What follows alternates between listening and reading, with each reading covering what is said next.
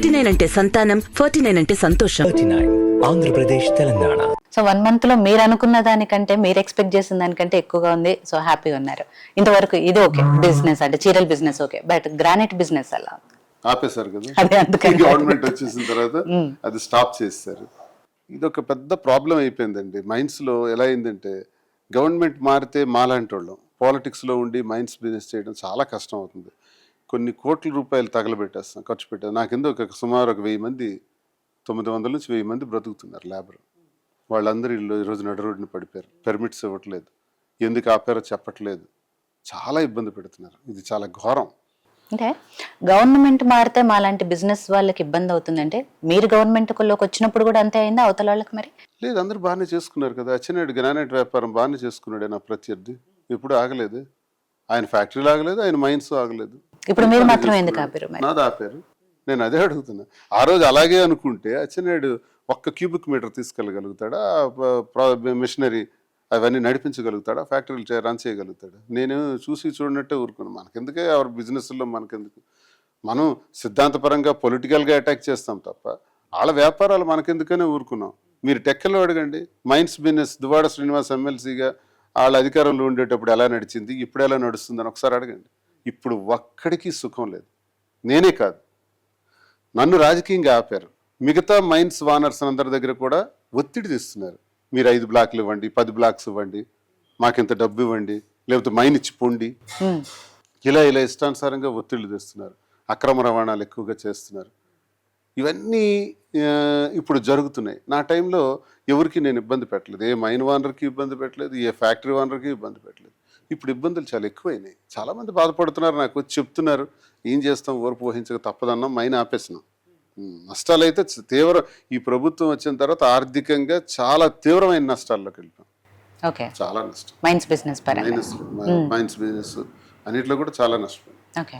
So overall గా ఆంధ్రప్రదేశ్ లో ఇప్పుడు కూటమి ప్రభుత్వం వచ్చి దాదాపు 1 year దాటింది కాబట్టి ఎలా అనిపిస్తుంది? ఏపీలో డెవలప్మెంట్ ఎలా ఉంది? అట్టర్ ఫ్లాప్ అయింది.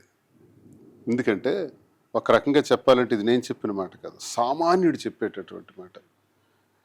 నేను ఒక విలేజ్ వెళ్ళాను. ఆ విలేజ్ నుంచి నేను వస్తున్నప్పుడు కొంతమంది కూలీలు అక్కడ రోడ్డు పని చేసుకుంటున్నారు, ఏదో ఈ ఇంటి పని చేసుకుంటున్నారు. ఏమమ్మా అందరు బాగున్నారా అన్న. బాగున్నాం బాబు అంటే ఒక ఆవిడ వచ్చి నన్ను గట్టిగా పట్టేసి ఏడ్చుకుంది. ఒక అమ్మ ఏడ్చుకుంటూ, బాబు మనం మళ్ళీ రామా అని అన్నది. మళ్ళీ ఏమమ్మా ఏమైంది అంటే, గొప్ప నరకం అనిపిస్తున్నాం బాబు. మాకు జగన్ బాబు ఉండేటప్పుడు అమ్మఒడి వచ్చేది, రైతు భరోసా వచ్చేది, చేయూత్ వచ్చేది, జగనన్న విద్యాదేవన్ వచ్చేది, జగనన్న వసతిదేవన్ వచ్చేది, హాస్పిటల్కి వెళ్తే ఆరోగ్యశ్రీ వచ్చేది, హాస్పిటల్ నుంచి వస్తే మందుల కోసం ఆరోగ్య ఆసరా వచ్చేది. ఏదో ఒకటి మా అకౌంట్లో 5,000, 10,000, 20,000 ఉండేది. సంవత్సరం అవుతుంది బాబు, కూలి పనులు కూడా దొరక్క నరక యాతన అనుభవిస్తున్నామని వాళ్ళందరూ ఏడ్చుకుంటూ చెప్తే నాకు చాలా బాధిస్తుంది. అదే మీకు నేను చెప్తున్నా, ఎలా ఉంది అన్నది ప్రజల వాక్యే కదా, మనం జనవాక్యే ఏదైనా వాస్తవం అవుతుంది. ఇదే ప్రతి రాష్ట్రం మొత్తం కూడా ఇదే ఉంది. ప్రాక్టికల్గా కూడా ఆలోచిద్దాం. జగన్మోహన్ రెడ్డి అమ్మఒడి ఒకరికి ఇస్తామన్నాడు, నేనైతే ఒకరికి కాదు, స్కూల్కి వెళ్ళిన ప్రతి బిడ్డకి ఇస్తానన్నాడు, 15,000 అన్నాడు. ప్రతి రైతన్నకి జగన్మోహన్ రెడ్డి 13,500 రైతు భరోసా ఇస్తామన్నాడు, నేనైతే 13,500 కాదు 15,000 ఇస్తాను, 20,000 ఇస్తాను, ప్రతి రైతన్నకి ఇస్తానన్నావు, ఇవ్వలేదు. మరి మహిళలకి 19 సంవత్సరాల నుంచి 59 సంవత్సరాలు ఉన్న ప్రతి మహిళకు కూడా 1,500 రూపాయలు ఇస్తానన్నావు, ఇవ్వలేదు. మరి నిరుద్యోగులు 20 లక్షల మందికి ఉద్యోగాలు ఇస్తాను, ఇవ్వలేకపోతే 3,000 రూపాయలు నిరుద్యోగ వృత్తి ఇస్తానన్నావు, బస్ ఫ్రీ అన్నావు, 3 సిలిండర్లు అన్నావు. ఇవన్నీ అన్నప్పుడు జగన్మోహన్ రెడ్డి గారు ఏమన్నారు, పాత పథకాలన్నీ కొనసాగిస్తానన్నారు.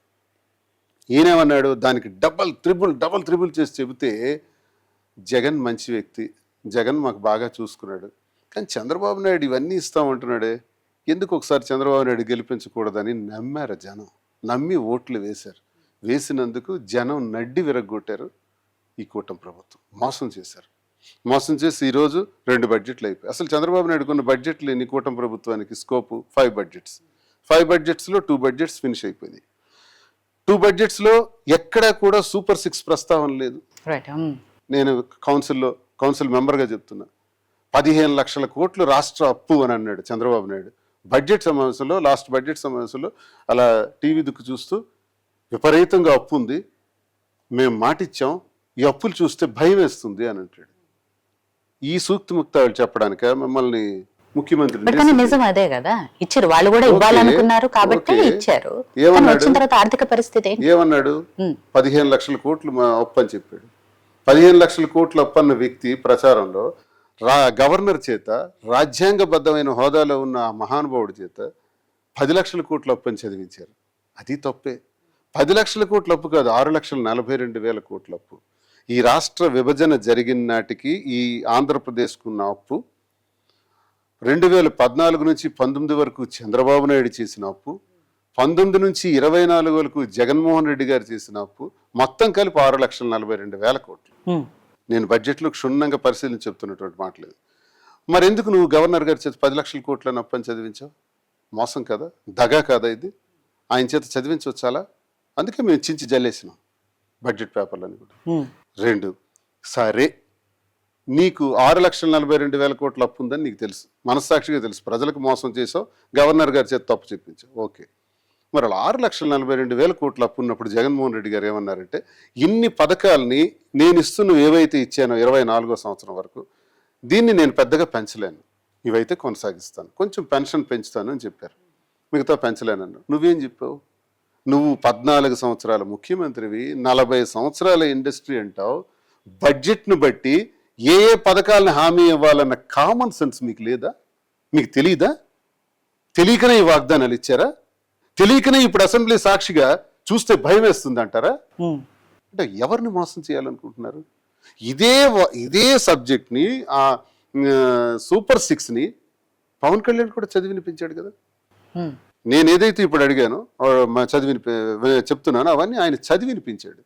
రేపు అధికారంలోకి వస్తే ఇదంతా మేము అమలు చేస్తామని చెప్పాడు.